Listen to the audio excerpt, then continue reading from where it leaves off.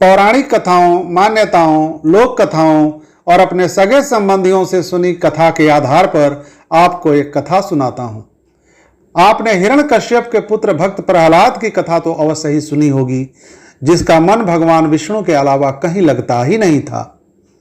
अति प्राचीन काल में भक्त प्रहलाद की तरह ही एक और दूसरे असुर, जिसका नाम गयासुर था, भगवान विष्णु की सदा उपासना किया करता था। एक बार उसने भगवान विष्णु की कठोर तपस्या की, जिससे भगवान प्रसन्न होकर उसके समक्ष प्रकट हुए। भगवान बोले, हे वत्स, तुम्हारी तपस्या से मैं प्रसन्न हूं, तुम्हें क्या चाहिए, वर मांगो।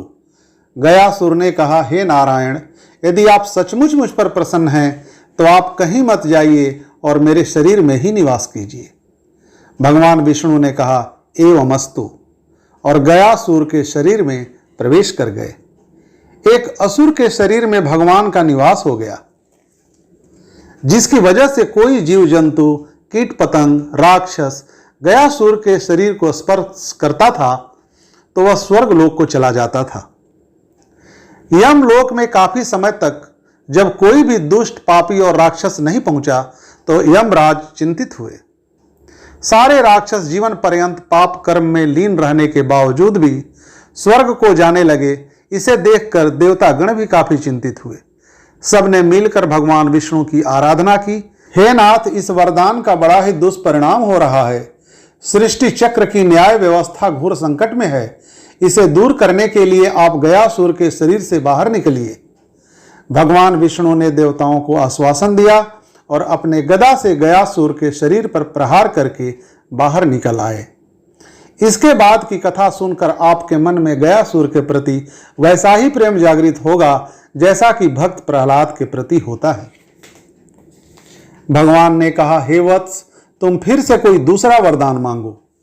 गयासुर बोला, अब तो मैं इस संसार से जा रहा हूं, इसलिए हे नाथ, आप मुझे यह वरदान दीजिए कि यह स्थान अनंत काल तक मोक्ष स्थल बन जाए और श्राद्ध तर्पण करने से पितरों को जन्म मृत्यु के बंधनों से मुक्ति मिल जाए।